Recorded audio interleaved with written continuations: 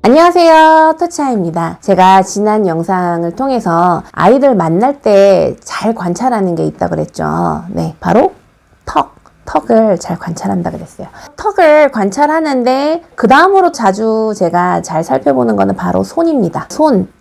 손 사용 중요한 거 다들 잘 알고 계시죠? 손을 제2의 뇌라고 할 정도로 그만큼 중요한 기관이 손인데요.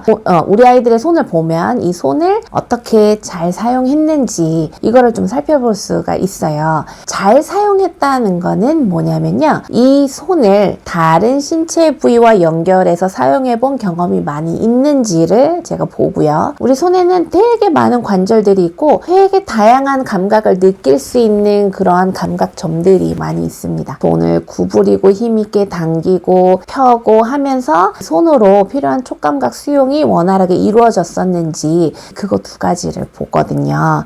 다른 신체와 잘 연결해서 힘을 연결해서 썼다면 적절한 근력이 형성이 됐을 거예요. 이쪽도 만지면 많지는 않겠지만 아이들이니까 이렇게 좀 쫀쫀한 근육이 잡힐 거고 여기도 마찬가지일 거고 그렇거든요.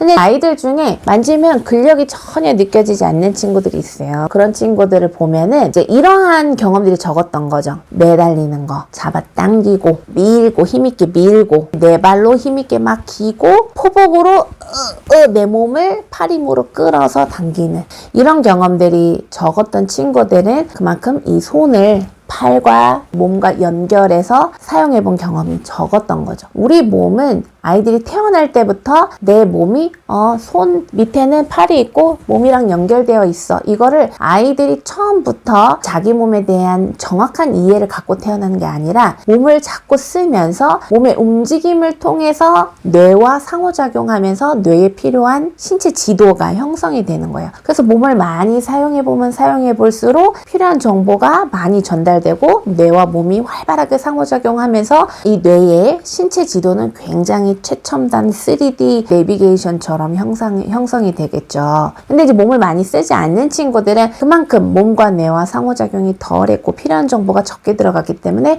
몸을 사용할 때 뭔가 둔감하게 느껴지고 몸을 잘 쓰지 못하는 그런 모습들을 보게 됩니다. 그래서 우리 아이들이 이 팔을 몸과 연결해서 많이 써야 된다는 얘기예요.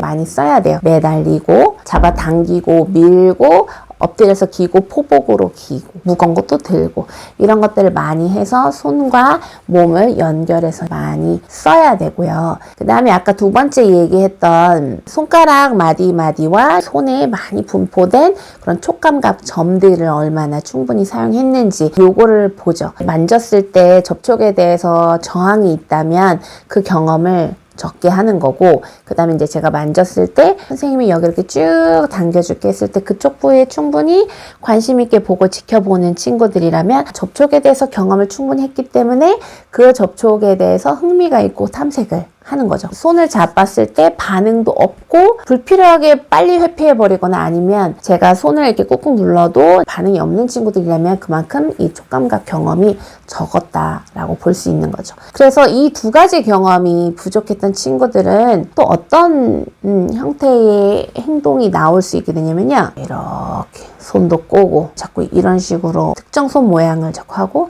어떤 친구는 뭐 이렇게도 하고 어떤 친구는 이유 없이 자꾸 손을 이렇게 보고 이렇게도 보고 이렇게도 보고 어떤 친구들은 뭐 이렇게도 하고 또 우리가 말하는 손상동 행동 이런 모습들이 나올 수 있는데 이 손상동 행동에 대해서 되게 자주 얘기했고 제 영상을 보면 이것에 대한 얘기들이 계속 많이 나오거든요.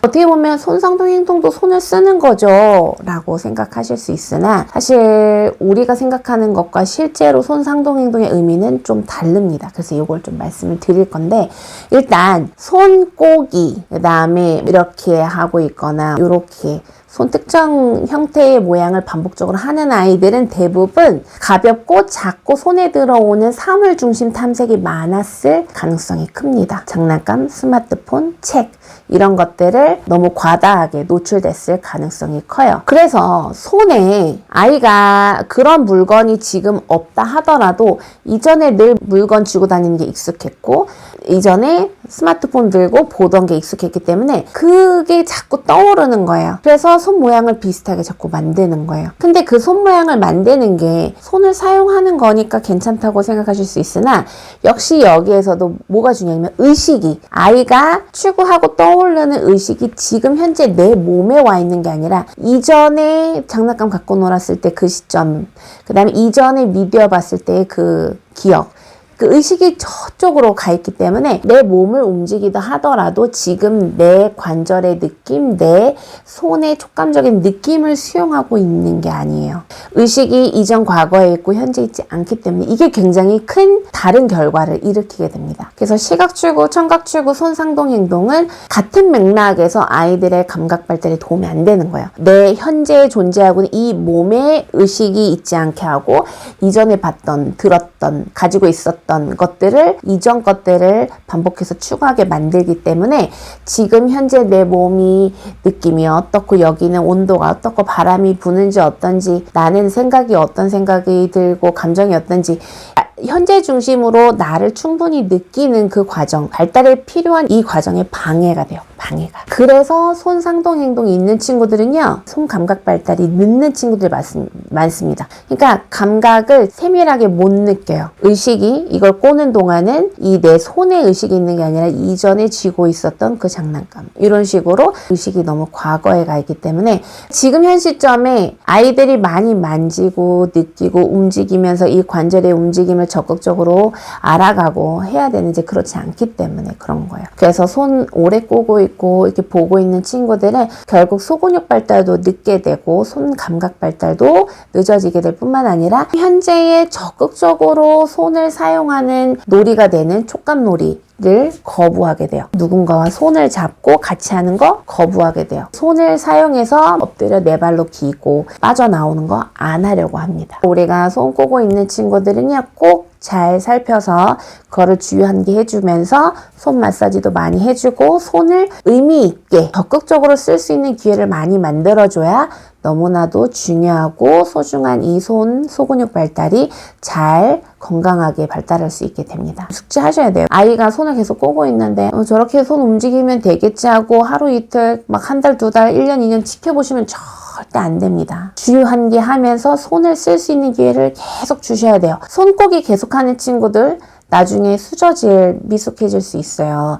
자기가 옷 입고 양말 신는 거 악력이 부족해서 잘 못하게 될 수 있어요. 이거는 정말 제가 많은 케이스를 통해서 보고 관찰된 내용들을 말씀드린 거예요. 우리 아이가 손을 예쁘게 쓰고 의미 있게 쓰고 힘 있게 적극적으로 쓸 수 있도록 매일매일 경험을 늘려주시는 것이 우리 아이의 소근육이 건강하게 발달할 수 있다는 거 꼭꼭꼭 숙지해 주셨으면 좋겠습니다.